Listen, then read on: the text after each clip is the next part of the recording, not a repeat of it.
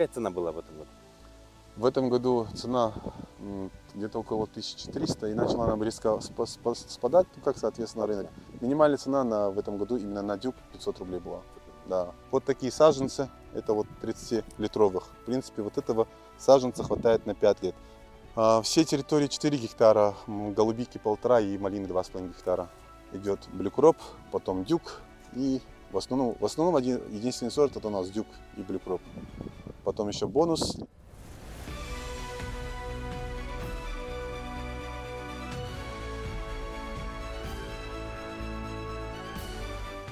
А так вот компрессионные такие клапаны идут. Это сколько там литров? 4 литра в час. Час 4 литра. Да, 4 литра в час на удес идет. Я его называю этот вариант бизнес для ленивых и богатых. Вложения большие, работы мало, а прибыльность достаточно великая, ну большая. Просто у нас тоже богатые спрашивают, что сажать. Ага. Нам надо посоветовать голубику, да? Ну, однозначно, если не любите работать, то голубику. Голубика, да.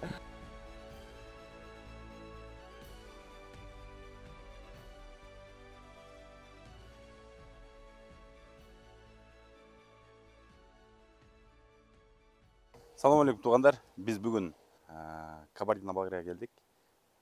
Игорьдің Ягода Кавказтың полясына. Азыр бізбен қызығып көргілі. Мына поля қандай болуш керек, қандай барысын көрсетіп жүрілі. Вот такие саженцы, это вот 30-литровых. В принципе, вот этого саженца хватает на 5 лет. Здесь мы просто поселили агроткан, чтобы мы не боролись с сорняком, а здесь проходим мульчером. В принципе, здесь борьба с сорняком не так, как с малиной. Грубо говоря, раз в месяц мы обрабатываем и все, и можем забывать про это. Вот так это все выглядит. Как газон. Да, как газон, когда здесь прокосим, достаточно так красиво становится. Вот эти саженцы. Ну, в таком варианте можно это все высадить и не заморачиваться ни о чем. И получать ягоду. Все территории 4 гектара, голубики 1,5 и малины 2,5 гектара. Да, да. Здесь около 5000 саженцев у нас посажено. Даже 5500 саженцев. Это у нас сорт идет блюкроп, потом дюк и в основном единственный сорт это у нас дюк и блюкроп. Потом еще бонус, либерти, ну такой, как, кстати, ассортимент сделали. Во-первых, и чтобы первую ягоду на рынке видеть, и чтобы дюк ранний, да? Да, да, он средний-ранний сорт считается. Там есть и пораньше некоторые сорта, но востребованность на рынке в основном это дюком. Дюк, блюкроп. Ну, блюкроп это такая рабочая лошадка. И плюс, чтобы еще опыление было. Поэтому, как сказать, должен быть опылитель для любого сорта в основном. Его весной обрезку делаешь или? Его техническую обрезку мы делаем, но после того, как это только весной делается, когда некоторые там, допустим, вот эти молодые побеги, которые не успевают, ну, как сказать, одревесневеть, они замерзают и все. И такую техническую легкую обрезку мы делаем. Вот здесь уже закладывание почек у нас даже происходит. Вот, в принципе, пока рановато, но уже начинают закладываться на следующий год. Вот здесь уже ягода будет. Вот это все ягода на следующий год.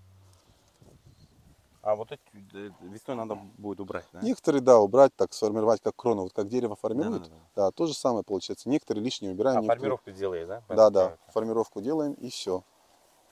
Система полива, вот один капельный, другой дождевой. У нас с поливом немного нюансы произошли, но так этот клапаны получается. Вот таких два клапана мы ставим на этот, кстати, на одну систему. И плюс капельный. Она у нас в один момент забилась фильтр, поэтому не стали его применять, просто капельный пустили так на скоряк. А так вот компрессионные такие клапаны идут. Это сколько там литров? 4 литра в час. Час 4 литра. Да, 4 литра в час на удес идет. Вот, максимум, что сорняк за сезон это идет, и то это старый получается, вот такой сорняк. В принципе, вот что реально мне нравится, что не надо бороться с сорняком. Соответственно, я его называю этот вариант бизнес для ленивых и богатых. Вложения большие, работы мало, а прибыльность достаточно великая, ну большая. Просто у нас тоже богатые спрашивают, что сажать. Ага. Нам надо посоветовать голубику, да? Ну, однозначно, если не любите работать, то голубику. Голубика, да. Они основном спрашивают, вот, малина там, с техникой, там, трактором обработал, все. А клубнику постоянно надо ухаживать. Клубника почему мне не нравится, это надо, ну, грубо говоря, нагибаясь, постоянно это боль в спине, и люди не особо хотят. На голубике что тут? Там резко подошел, собрал всю ягоду.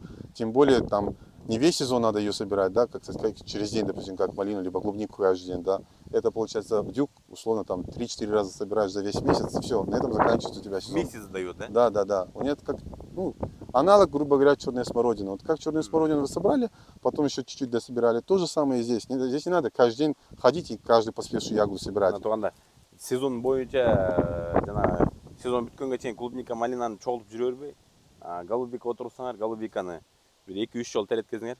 Болду, ошо менен сезон жаап коет. Малина сияқты екен. Ежа малина. Қаншадан сатса болып екен? Какая цена была в этом году? В этом году цена где-то около 1300, и начала она резко спадать, ну, как, соответственно, рынок.